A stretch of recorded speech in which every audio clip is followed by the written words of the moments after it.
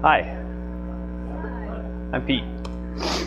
I'm a 30-something who is like the cool design title. I'm an empathizer, right? That's what I do at Ready Talk in Denver, Colorado. And I'm going to talk to you about some practical experience or some practical application of some of the experiences that I've gone through, and I'm assuming a lot of the people in this room have as well. I'm going to talk a little bit about empathy. We know about that, right? We're UXers. Talk about diversity, and I talk a little bit about context.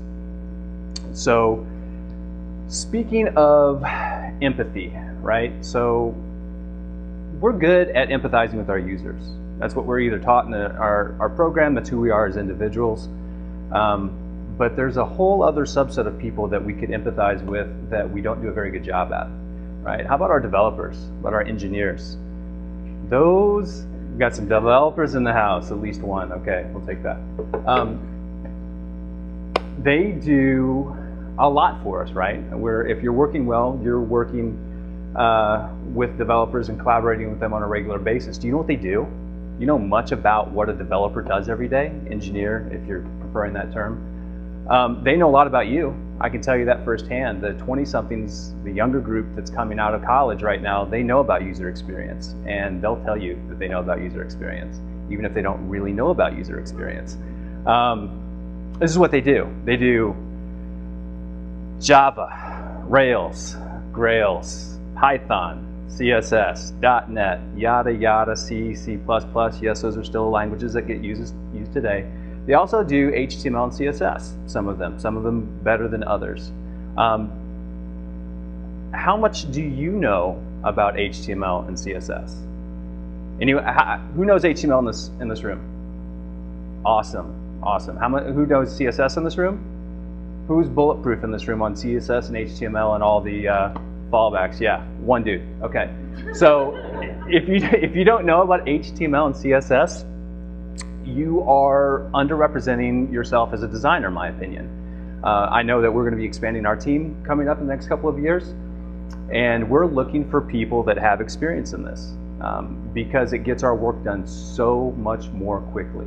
If you are in a conversation with a developer and you don't really understand what they're saying, why something won't work, why one of your designs doesn't make sense, you know, I mean, you're slowing me down. I need to get things out the door, and you're not helping. So I'm going to add some. So don'tfeartheinternet.com before the slide goes. This is a great resource. If you don't know about these things, you'd like to learn more, you may already know about this resource, but it's great. So diversity. I think I probably should have said diversify your experience. And thinking about the type of experiences that you have along your career path. I, for one, have worked from the East Coast to the West Coast and everywhere in between. And I believe to my core and to my soul that our empathy is born from our experiences. It's something that's so important. If you are locked into one job for 15 years, I mean, really, what are you learning? I mean, you know, and if you're in a consultancy, you might be learning a little bit more. But what I want to express is how do you grow your experience? Any good leader is going to be able to listen, right?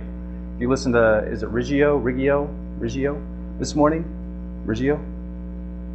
Yeah, okay. That was one of his big points. It was like, stop, don't be the expert all the time, but listen. But how can you be the expert, right? There's tons of volunteering opportunities out there. I was happy to see that Megan said that she's done some volunteer work, and I've gotten so much benefit out of doing that. One of the other resources that I want to give you guys is svpi.com. This is Social Venture Partners. They have people from the West Coast to the East Coast, and as little as you think you might know about design or HTML, if you're young and you haven't done this yet, you know a ton more than these nonprofits that need your help and can't afford to pay someone to teach them. Context, right? Another concept that's really good in our world. Design, we're always talking about context and whether the design works for this context versus that context. Is it mobile? Is it desktop? Well, what about the organizational context or the culture? Think about the culture that you're working in or the kind of cultures that you'd like to work in.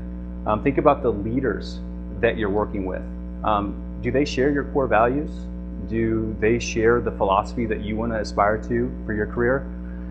We had a couple of great examples up here about people talking about thinking about the end in mind at the beginning of your search. So HBR, this is a pretty obvious resource, the Harvard Business Review, but this is where leadership is being challenged and thought about and talked about on a regular basis with people that you want to know from. And that's me.